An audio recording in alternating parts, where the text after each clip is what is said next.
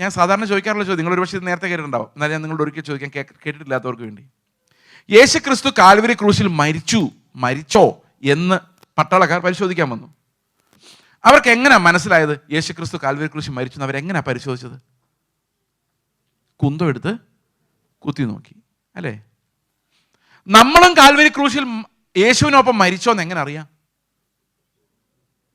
ആരെങ്കിലുമൊക്കെ കുത്തി നോക്കിയാൽ പോരെ? അപ്പോൾ എപ്പോഴും നമുക്ക് ഈ ഒരു പരീക്ഷണമുണ്ട്. നമ്മൾ അവൻ്റെ കൂടെ മരണത്തിൻ്റെ പങ്കാളിത്തം എടുക്കുന്നുണ്ടോ ഇല്ലയോ, are we dying or not എന്ന് പരിശോധിക്കാൻ നമ്മുടെ ചുറ്റും എപ്പോഴും ആൾക്കാരെ ദൈവം വെച്ചിട്ടുണ്ട്. നിങ്ങളെ കുത്തുന്നവരെ ഓർത്തൊന്ന് സ്തോത്രം ചെയ്ത് നോക്കി. കാരണം അവരെ അവിടെ ഉണ്ടെങ്കിലേ നമുക്കറിയുള്ളൂ നമ്മൾ ഇനിയും മരിക്കാൻ ബാക്കിയുണ്ട്. We need still confess that death with Christ. Okay, അപ്പോൾ ഈ കുത്ത് കിട്ടുന്തോറും നമ്മൾ ആരുടെ എന്നെ കുത്തുന്ന ചോദിച്ചാൽ നമ്മൾ മരിച്ചിട്ടില്ല. അവരെന്നെ ചുമ്മാ കുത്തുക എന്ന് പറഞ്ഞു കഴിഞ്ഞാലും മരിച്ചിട്ടില്ല. ഭാര്യ പറയും, ഈ ഭർത്താവ് എന്നെ എപ്പോഴും കുറ്റം പറയാം, ഭാര്യ മരിച്ചിട്ടില്ല. ഭർത്താവ് പറയും, ഇവിടെ എന്ത് പറഞ്ഞാലും അനുസരിക്കത്തില്ല, ഭർത്താവ് മരിച്ചിട്ടില്ല. മരിച്ചവനൊരു കംപ്ലൈൻറ്റും ഇല്ല. മരിച്ചവന് ആളുകൾ എന്താ പറയുന്നതെന്നും ചിന്തയില്ല. പണ്ട് ജോർജ് മുള്ളറോട് ഒരാൾ ചോദിച്ചു, നിങ്ങൾ എങ്ങനെ മിനിസ്ട്രിയിൽ ഇത്രയും ഭയങ്കര സക്സസ് ആയതെന്ന് ചോദിച്ചപ്പോൾ ജോർജ് മുള്ളർ പറഞ്ഞു, ഒരു ദിവസം ഉണ്ടായിരുന്നു, ഇംഗ്ലീഷിൽ അത് പറയാൻ എളുപ്പം, എന്നാലും മലയാളത്തിൽ, ഒരു ദിവസം ഉണ്ടായിരുന്നു, ഞാൻ മരിച്ച ദിവസം. പുള്ളി ജീവനോട്ടിരുന്നോണ്ടേ പറയുന്നത്. അന്ന് ഞാൻ എന്നോട് മരിച്ചു എന്ന് പറയാൻ പുള്ളി ഇങ്ങനെ പറഞ്ഞു, ജോർജ് മുള്ളറോട് മരിച്ചു. ജോർജ് മുള്ളർക്ക് അതുവരെ ഇങ്ങനെയുള്ള ചെയർ വേണമായിരുന്നു ഇരിക്കാൻ, അങ്ങനെയുള്ള കട്ടിൽ വേണമായിരുന്നു കിടക്കാൻ, ഇങ്ങനെയുള്ള ആഹാരം വേണമായിരുന്നു കഴിക്കാൻ. ആ ജോർജ് മുള്ളറോട് അങ്ങ് മരിച്ചു. ജോർജ് മുള്ളർക്ക് നേരത്തെ ആൾക്കാർ നല്ലത് പറയുന്നതായിരുന്നു ഇഷ്ടം, പുകഴ്ത്തി പറയുന്നത് ഭയങ്കര സന്തോഷമായിരുന്നു. അന്നേരം കോളറൊക്കെ അഡ്ജസ്റ്റ് ചെയ്ത് നിൽക്കായിരുന്നു. ആ ജോർജ് മുള്ളർ അങ്ങ് മരിച്ചു. പിന്നെ പുള്ളി പറഞ്ഞത്, ഞാൻ നാട്ടുകാരെന്ത് പറയുന്നുള്ളതിനോട് മരിച്ചു. അതിനേക്കാൾ പാടാണ് ഏറ്റവും സ്നേഹമുള്ള അടുത്തിരിക്കുന്ന ആൾക്കാർ, സഹോദരങ്ങൾ എന്നെ അപ്രൂവ് ചെയ്യുന്നുണ്ടോ എതിർക്കുന്നുണ്ടോ അതിനോട് ഞാൻ മരിച്ചു.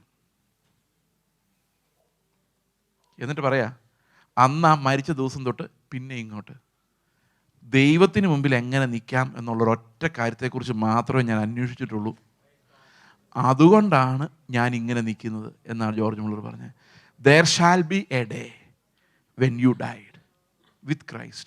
നമ്മുടെ ജീവിതത്തിൽ എപ്പോഴെങ്കിലും അങ്ങനൊരു ദിവസം ഇല്ലെങ്കിൽ നമുക്ക് വിശദീകരിക്കപ്പെടാൻ പറ്റില്ല. അവൻ്റെ പാർട്ടിസിപ്പേഷനിലേക്ക്, അവൻ്റെ മരണത്തിൻ്റെ പാർട്ടിസിപ്പേഷനിലേക്ക് നമ്മൾ കടന്നില്ലെങ്കിൽ, ഉദാഹരണത്തിന് ഞാനിവിടെ ചത്ത് കിടക്കുകയാണെങ്കിൽ നിങ്ങൾ എന്നെ റവാന്ന് വിളിച്ചോന്നോ, പാന്ന് വിളിച്ചോന്നോ, ബ്രദറെന്ന് വിളിച്ചെന്നോ, എനിക്ക് കൺസേണേ ഇല്ല. ചത്തുപോയാൽ ഇത് വല്ല പ്രശ്നമാണോ?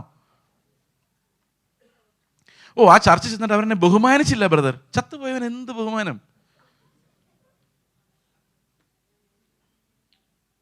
ഓ, അവരെന്നെ മാനിച്ചില്ല. എന്തും മാനം യേശുവിന്.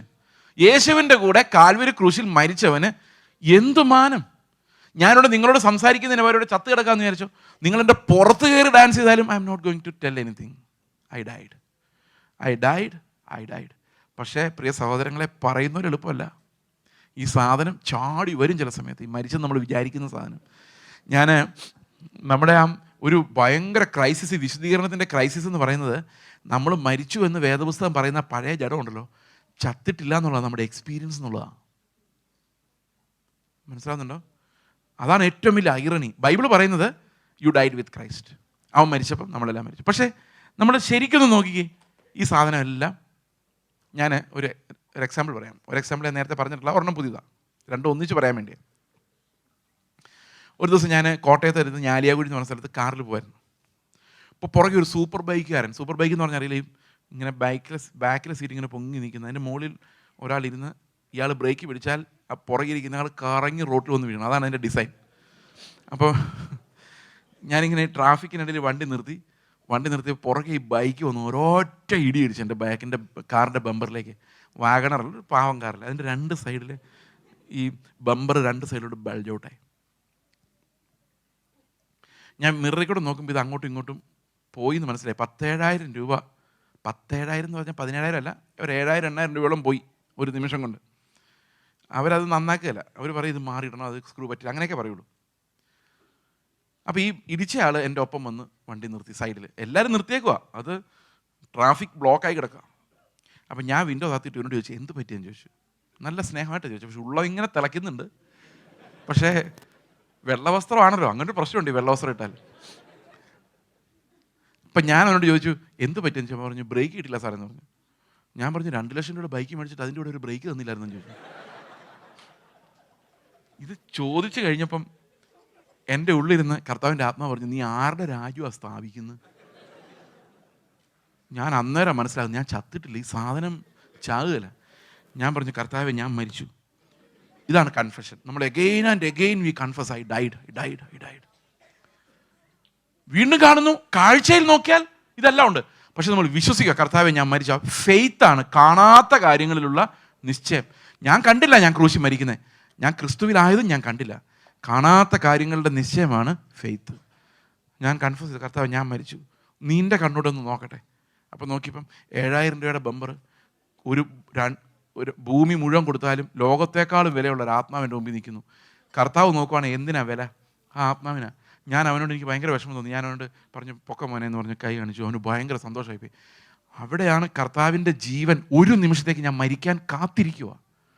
When I say I died, അവൻ്റെ മരണത്തോട് ഞാൻ എപ്പോൾ ഏകീഭവിക്കുന്നോ ആ സമയത്ത് ആത്മാവ് നമ്മുടെ ഉള്ളിൽ ഉണ്ടെങ്കിൽ ക്രിസ്തുവിൻ്റെ ജീവൻ്റെ പുതുക്കത്തിലേക്ക് നമ്മൾ ആ സെക്കൻഡിൽ തന്നെ കഴിഞ്ഞു. നാളുകൾക്ക് ശേഷം ഇപ്പം ഞാൻ ജയിച്ചല്ലേ, ഇപ്പം എങ്ങനെയുണ്ട്? ആളും എടുക്കാനായി. ഒരു 2 വർഷം കഴിഞ്ഞ ഒരു 3-4 മാസം മുമ്പ് ഞാൻ കാറുമായിട്ട് തോപ്പുംപടി, ഞങ്ങളുടെ എറണാകുളത്ത് ഞങ്ങൾ താമസിക്കുന്ന വീടിന് കുറച്ച് മുമ്പിൽ ഒരു ജംഗ്ഷൻ ഉണ്ട്. ജംഗ്ഷനിൽ ഇങ്ങനെ വരുമ്പോൾ ഒരു ഓട്ടോറിക്ഷ ടീയുടെ കാലിൽ കൂടെ കയറി വന്ന് എൻ്റെ തലയിലേക്ക് വരുക. ഇങ്ങനെ വന്നിട്ട് എൻ്റെ കാർ ഇങ്ങ് പോകലും അയാൾ പുറകിൽ കൂടെ വന്ന് ഒരച്ചോണ്ട് അങ്ങ് പോയി.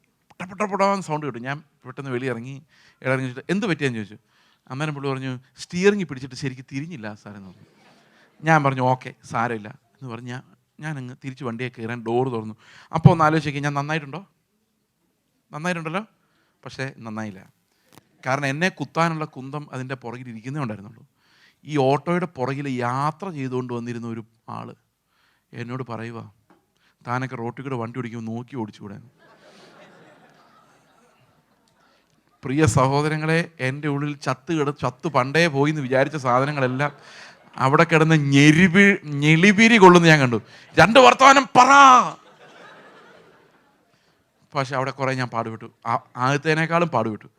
അന്ന് അത്ര എളുപ്പമായിരുന്നു. പക്ഷേ ഇന്ന് കുറേ പാടുപെട്ടു. അവൻ പോകുന്നവരെ എനിക്ക് ഒരു കൃപയും വന്നില്ല. ഞാൻ വണ്ടിക്കകത്തിരുന്ന് കർത്താവേ, ഞാൻ ഇപ്പോഴും ഇത്രയും പ്രസംഗിച്ച ശേഷം എൻ്റെ ഉള്ളിൽ ഇത് വരുവാണല്ലോ. പ്രിയ സഹോദരങ്ങൾ, this is A life long struggle of holiness.